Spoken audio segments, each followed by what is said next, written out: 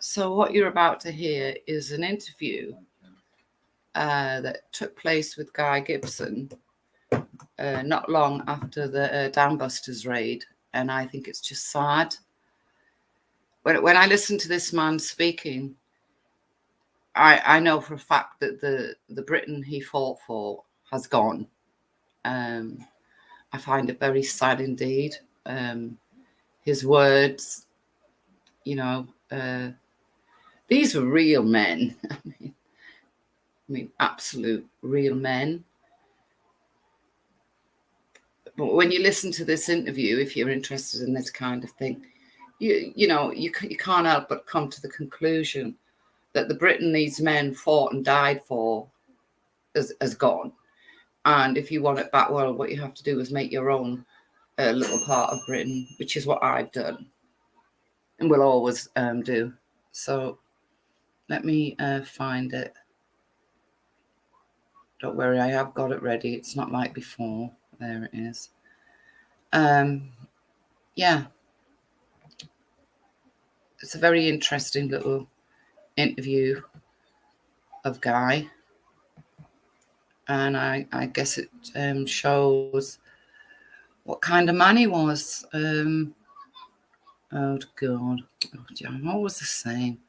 So I've got it up, but I haven't clicked on the bloody link so I can show it. Hang on. So, Guy Gibson. Guy, where are you, Guy? Don't forsake me, Guy.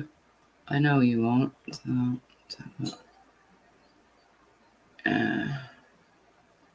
this has got to be it.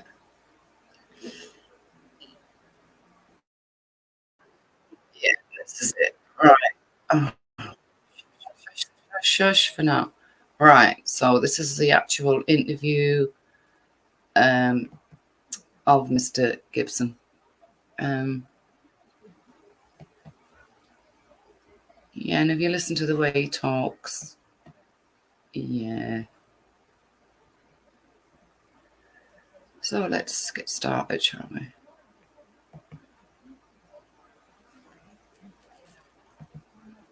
He started the war in bombers. Then he transferred to fighters at the end of the Battle of Britain. He had a year in fighters and shot down 7. Then he went back to bombers in 1942. And since then, he's been knocking everything out of the German Reich until he came with Prime Minister Churchill's party to Quebec. It was this young wing commander, Guy Gibson, who planned, who organized and executed the raids on the great dams in the Ruhr. Well, Guy, we're very eager to hear some stories of your career. You told me, of course, about the Battle of the Dams, and I think many of our listeners have heard about that.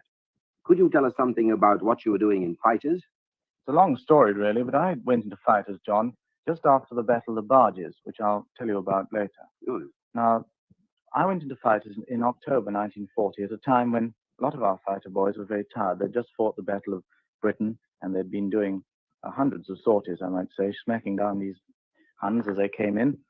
And I just joined really for fun, because I'd had... Fun? Yes, for fun, because I'd had my spell in bombers, and I just wanted to see what it was like to fight. And so I was sent down to a fighter station in Kent, flying twin-engine bow fighters, which, as you know, is one of the fastest twin-engine fighters in the world. And we used to try and smack down these Hun night raiders. And so for a while, I was night fighters. Night fighters?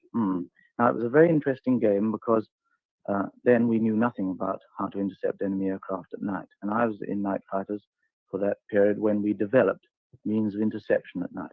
Special secret devices. Technically, that was comparatively a long time ago. Yes, sure. But mind you, it was very interesting. And I shot down 3 night raiders at night. And it is a very, very interesting sight because you're sitting there in your warm cocktailed and down below, down from the operations room where he is.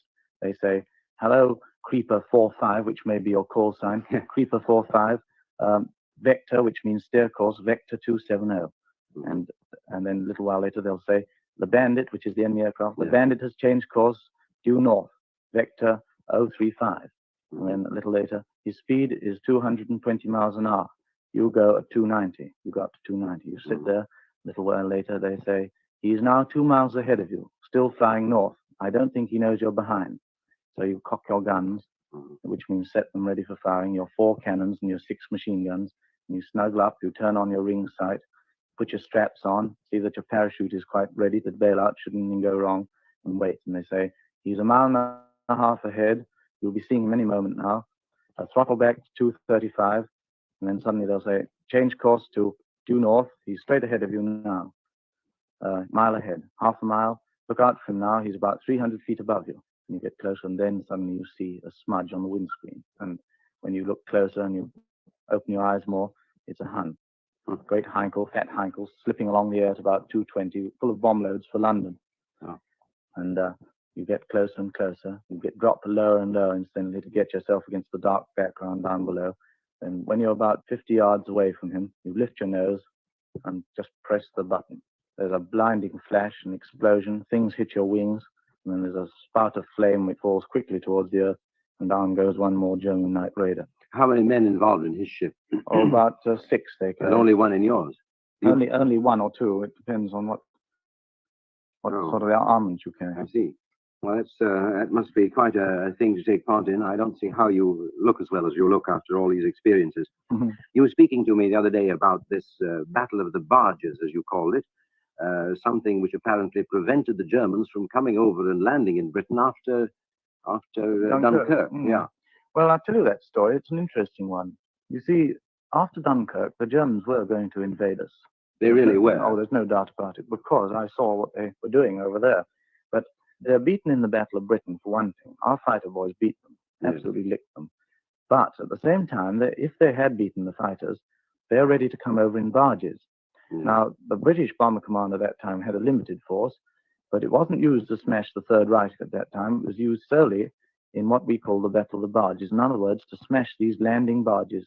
Now, I used to fly over Flushing, Antwerp, Rotterdam, and Boulogne, and all those places, Yes, Calais. I know. Every single basin in their harbors was packed like logs on the river. Really? with What do you mean barges. these sort of, like Packed our with them. barges here now, these flat bottom things? Yeah, great big 2,000-ton barges, huge things, armed with flak and capable of carrying about 40 tanks each. Yes. Terrific things. Well, we used to fly over day after day, night after night, fly over at 500 feet, armed to the teeth with small bombs, and just sprinkle them across these basins. Next day, we'd go over and find 40 barges less in the basin. We'd sunk 40. Next day, we'd go over and find, say, 60 less Yes. out of about 400. And day after day, we used to go, and they used to explode as we bombed them, showing that there was explosive on board. Yes. And a lot of German soldiers were meant to have been drowned when, on one of our heaviest attacks, we sunk about 400 of the things. How many men did you take over? How many ships? Well, I wasn't a squadron commander then. I was just a boy in a squadron, and we used to go about 15 of us per squadron used to go over there. 15 ships at a time.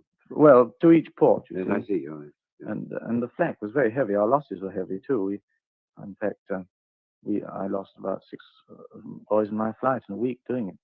Have you ever been shot down? Well, I was shot down in fighters. I've had many lucky escapes in bombers, rudders shot off and all that sort of stuff. Mhm. But in fighters, I was actually shot down in a most rotten way for me, because I'd just come back from shooting down some Huns myself, and I was all very pleased with myself coming into land. Natural. And if you please, a ruddy, if you'll excuse me using the expression, a ruddy Junkers 88 dived out of the sun and smacked me down in front of all the boys. Where, in England? Yeah. Whereabouts? Well, I crashed into some trees. I was too low to bail out, but it was right on my home aerodrome. And you were hurt? No, wasn't hurt. It must be an extraordinary thing to take part in all these raids and see your comrades go and remain. Don't you feel a bit of a fatalist about it? Yes, you become somewhat fatalistic because, you see, I started the war with a grand bunch of boys. Boys much better than myself. Sort of chaps I've tried to model myself on, real guys. I know what you mean. And they'd been with me for 3 years before the war in the Air Force. Yes. And now I'm the only one left out of those chaps. So naturally, I am a bit of a fatalistic. Well, do you agree at all with Exupery about what happens to you actually when you really face death like this? Doesn't it make you feel different entirely? Doesn't it change your attitude to living afterwards? Oh, I don't think so, no. Not much. The time when we really faced death, and we knew, normally you don't know when you're going to die, you see. No. You always think that it will not happen to me, but that raid on the dams was the one time when we knew that we were going to die or not die, as the case may be. Yes. The hair Yes. which was hanging on our life was very thin. Yes. And then there's just a funny empty feeling in the stomach, but you're not frightened. No, you're not frightened, but I was just thinking that you get a different appraisal of life afterwards, don't you? I don't think You I don't have, John. No? I'm seem to living a pretty happy Well, life. you look very happy. All right. Tell me, to change the subject, what do you think of Hitler's position today? Do you think that he's in a pretty bad spot? Well, I do myself, because the Germans are in a terrific predicament at the moment. There's no doubt about it. There's no wishful thinking about it. They're on the spot. Yeah. And Hitler, who used to shout over the microphone to his German hordes, saying that victory is within 3 months, etc. Yeah. Well, surely by now the German people are beginning to say, well, what about this victory? And what about the home front? What about the bombing? Goering, who said no British bomber will fly over the Third Reich, finds American and British over there, and numbers totaling sometimes 1,500. Yes. Well, it seems to me that Hitler hasn't got much place to go. I wouldn't be a bit surprised to see him fold up at any time. Well, I wouldn't, quite candidly, but on the other hand, as I say, when you're dealing with the Germans, it may last 2 years, or they may fold up tomorrow. We certainly can't behave as though it were going to be over tomorrow, but I think just the same, it conceivably could be over in comparatively short time. Oh, yeah. The show in Europe, at any rate. Well, then there's Japan, of course. Then there's Japan. There's another thing that I wanted to ask about that I'm very keen about, and that is the relationship between the fighting forces of Britain and America. What have you got to say on that? Couldn't be better, John. I've been, as you know, over there for a long time. I've been in North Africa for a bit. And over there, I've seen these boys that were just great pals. They wear different uniforms, so do we. Yeah. But we speak with slightly different accents. So does a Scotsman. But they're just grand guys. They pinch our girls, we pinch their girls. Oh, good. They drink our beer, we drink their beer. And we fly together and fight together on the same creed of life and death, which is the biggest bond a man can have. We're getting on fine. Well, it seems to me that that is the very finest sort of, well, prophecy, if you want, of the future. That these boys, when they come home, are not going to be able to fit back into foolish politicians' notions about different countries. In fact, it seems to me we're moving in the direction of a sort of common democracy. Yes, it's a very controversial point, isn't it, really? Yes. Well, I see that, unfortunately, Guy, you don't call yourself Guy. No. You're a good guy, anyway, and I see that our time is getting to be at an end, most unfortunately. Someday, I hope very much that we can talk together again to our friends on the air. And in the meantime, all the very best go with you guys. Well, thank you very much, John. Thanks so much. Good night. Guy Gibson was killed not long after that interview. But listening to him, who would have thought he was only 24 years old? Any of you? It would be interesting, because would a 24-year-old of today, there are some that would speak like he does. But the insight that he has towards everything. And you have to remember that interview was done whilst war. Hang on.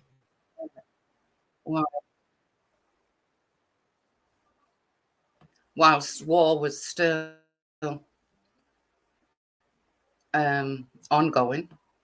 This interview was not done after the war because Guy Gibson was killed in 1944. So the war is going on, the war's raging. And to listen to how calm Guy Gibson is, a real heroic man. And the interviewer as well. That gives a great insight into how people were back then, I suppose. And I didn't feel any urgency in Guy Gibson's voice. I didn't feel any panic in Guy Gibson's voice. He came across as proud as by what the British had achieved. The fact that we'd won the Battle of Britain, and he was talking about the Battle of the Barges. That was where the Germans were getting ready to, the Nazis, were getting ready to invade this country. Well, one has to wonder today,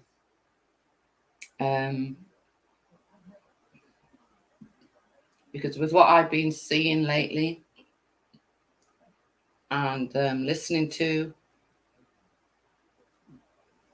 that Britain that Guy Gibson fought for doesn't exist anymore. It's just not there anymore. It is in little pockets around this country, and I'm fortunate enough to live in one of those little pockets. But for the rest of the country, no, it just doesn't exist anymore. In fact, I don't know what to call this country anymore. Firstly, you can get rid of the word great, because there's nothing great about this country anymore. Just call it Britain, I guess. As for the United Kingdom, no, we're not United Kingdom at all.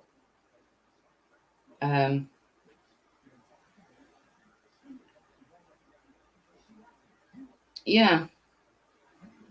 So I hope you managed to listen to it and didn't zip through it, because this kind of thing really interests me.